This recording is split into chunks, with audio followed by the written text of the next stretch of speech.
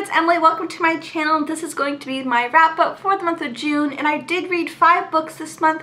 Not the biggest wrap up there is. I have obviously read a lot more in the past, but this month was a little bit bonkers because things just happened.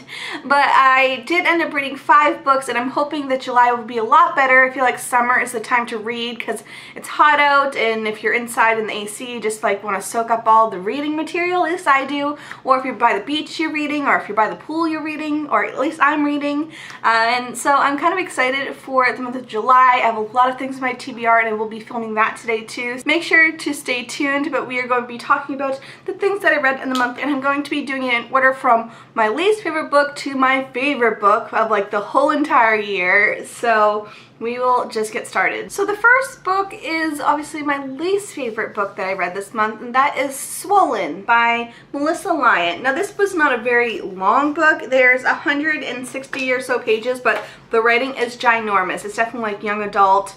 And I didn't like it so much. I don't even remember most of the characters' names. I know Samantha was the main character. It starts off with it being kind of already depressing, where there is a kid that was the most popular boy in school and he mysteriously passed away. They are saying that he died from like this weird disease, but no one's believing it because other things kind of emerged. Now the same day that he passes away, this new boy comes into town and she automatically falls in love with him, of course. I can't stand that. Like, why does all like the female characters in high school novels just automatically like swoon over the new guy in town? It just bugs me. But this book was just really dull. It was really dull, and I feel like by page 10 or 20, I already knew like the whole entire plot line. It was just the easiest plot line to figure out. I really didn't think it was going to be that easy to figure out, but it was. And I don't know, it just bugs me when the female character in a high school novel just like drops everything. Like she drops everything that she loved to be with this guy. I don't know, I'm over it. The second book is Little Bee by Cleave, and I would give this about 2 stars. It is kind of cool at the beginning where Little Bee, who is the main character, is from Nigeria and she's in the UK, and she had to be held up in a immigration camp because her paperwork wasn't right when she originally came to the country, and she was there for 2 years and she learned how to speak English well, and she is an interesting character because you're like, oh wow, she's a strong female character because she went from really harsh environments in Nigeria. She's going to make her whole new life in the UK, and she ends up having this business card from a gentleman that she had met in Nigeria who wanted to help her. And so when she gets to the UK, there's her and a bunch of girls decide to go to this gentleman's house because that's the only person she knows in the whole entire country. And she goes to this house and you meet the other character, Sarah, who is the wife. The reason, I'm just not going to go into the whole plot line with this book because I feel like it's one of those plot lines that's just like really broken. And I always hate books that the conversation just seems like they're reading like a movie script, and not a very good one either. So I feel like the dialogue in here, it doesn't seem very realistic, and the characters in here just seem kind of I originally thought that Little Bee was going to be like this strong female character because she had a really hard past, but she's going to be making it in this new country, and I was rooting for her. But then just the way the storyline and the stuff that's happened, and Sarah kind of takes over the plot line. I just didn't like the characters. That's just all there is to it. I didn't like them. I couldn't relate to them. Their dialogue just didn't seem very authentic. Sarah was my least favorite character of all. The way she talks and the way she acts does not seem real. It didn't seem real, and it didn't seem like very authentic, and again, I didn't like their dialogue, and I felt like instead of the book being about Little Bee and her journey to this new country, it ends up being about Sarah, and I didn't like it. I just didn't really enjoy it. I had high hopes, and by like halfway through I was just done. I have to be honest that I kind of skimmed like the last half of the book just because I was over it. Yeah, okay. Let's move on to the third book. Now the third book is Immaculate by Katelyn Detweiler. And this one I would give a solid 3 stars. Mostly because it just isn't my cup of tea. The story is about Mina, and at the very, very beginning you find out that she had this interaction with this woman while she was at work, this older woman that really creeped her out, and she finds out in a couple months that she's pregnant. And you know, it is Immaculate Conception because she has never had sex, so she's like wondering how this happened, why it's her. And the book is very predictable of what it's gonna happen, but I really did like the writing because there was a lot of thought process. There's a lot about just like developing into womanhood and developing into a mother, and there's a lot of deep thoughts about becoming a mother, and there was a lot of faith aspects of it, like her questioning her faith. She also has just a really hard time because no one believes her. Of course, who would believe Immaculate Conception happens in this day and age? But she's trying to convince others, like, oh, if Mary did it, how come it's not true for me? And she tries to plead her case, but a lot of people don't believe her besides the few close people to her, but even them, they don't quite believe her either. And it is kind of interesting to see those who believe in the Bible believe in Mary. Why couldn't they believe her as well? Because it's supposed to be the same God that did everything, and she's kind of questioning everything, and even her priest is questioning everything because they don't want to say she's lying, because if she's telling the truth, like, they don't want to be the ones who didn't believe her. And so it is a really beautifully written book. I'm just not a huge religious person, so I feel like a lot of the faith aspects of it just weren't for me, but I can see it being a really deep novel for those who are interested in it.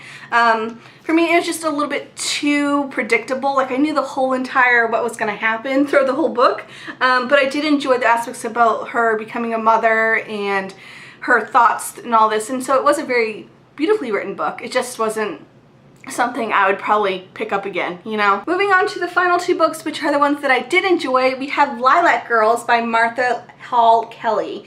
And this one has a lot of good reviews for good reason. So this book is based on 3 different women, and it was during the Holocaust. Well, they kind of start off like beginning, middle, and end of World War II. And there are 3 different women from 3 different areas. We have one from Poland, one from Germany, and one from America. And they all have their own little stories about how they lived during the Holocaust. And what I think is interesting is that most of them are actually based off of real women and real things that have happened. And any Holocaust book is just one that is heart-wrenching, and it's very sad, and it's just very eye-opening because, I mean, things like this happened in real history. And so I just enjoyed that time period when reading it. And what I did like about this one in particular is that even though it is about the Holocaust and it is sad and it's heart-wrenching, and it's just these women go through these horrible life-altering events, obviously. But the reason that it's just so moving is because it's more about friendship, and it's about hope, and it's not all about darkness and all the awful things that they had to do to survive. It really is one that kind of gives like a little bit of the light that was in that time period. About meeting new people and about surviving together, and I really did enjoy that aspect. So even though it is a very sad, emotional book, there's also that little bit of light in there as well, which I just really appreciated, because they could have easily just made it really, really sad and depressing, which of course it is. I mean, it is that time period, but I feel like it was just really moving because you learned a lot more about friendship and such, which I feel like was a really beautiful theme in the book. So I did enjoy it a lot. I would definitely recommend it to those who do like that time period or want to read a good book about that time period. I feel like it's just a really beautiful read, so I really enjoyed this one. And then finally, my favorite book, I think I have to say, of the year. And that's big because you guys know I'm a huge fan of Unwind, which is so good. But this one here, by Christina Henry, Lost Boy, is fantastic. I absolutely loved Alice from her, and I had gone to Barnes & Noble to get the sequel, which is Scarlet Queen, and they did not have it, so I saw that they had this one, and I was like, maybe. So Lost Boy is, if you can see, it says the true story of Captain Hook. So it's about Peter Pan, but it's mostly about Captain Hook, or James. And it's his backstory, his story along with Peter Pan. And you start off the book with you not liking Peter Pan at the very beginning. Now, in my own life, Peter Pan is just a story that I just don't relate to. It's one that I don't like it. I don't like the story of Peter Pan because I think he's bratty. I think he's just kind of mean because he like kidnaps children. Like, it's just a storyline that is not my favorite of Disney. So I kind of like this version because you start off not liking Peter Pan. He's very spoiled, and he's a trickster, and he kind of uses these boys for his own pleasure, and he's a really bad person. So like at the very first few chapters, there's this like little 5-year-old boy that he had taken from his family, and James or what we know now as Captain Hook, James is Peter's friend and Peter's first lost boy, and he's like, you screwed up, like this boy is really small, and Peter just doesn't care. He's just like, whatever, we'll feed him to the crocodiles, we'll have him get lost in the woods, like he doesn't mind if they die. There is a lot of gore in this book. There is some magic, but it's not overly done, same as like in Alice. Magic wasn't the big part of the story. The land was fantastic. The writing was fantastic. I really loved all the characters. It was so gripping, like through the whole entire book. There's just so much action and suspense in this book, and there is that magic element, and it was just so good. It was so good. I really do recommend this to those who have younger boys and maybe they have a hard time getting interested in reading. I really feel like my nephew who's 12 would like devour this book because it is so good, and it's just so good. It just makes me happy. Again, I'm a huge Disney fan, and I just really liked learning about how Captain Hook came to be, and I just kind of was on his side anyways because I wasn't a huge fan of Peter Pan in the beginning. So if you liked Alice or you like darker Disney versions, Lost Boy was absolutely fantastic. 100% recommend. That's all I have for you guys today. I know it was a smaller wrap up for June, but hopefully this month I will have way more. I've already read one book so far and it's only the second, so I'm really excited what July has in store. So thank you so much for coming by today, and make sure to subscribe if you're new here, and that's all I have. Have a good day. Bye!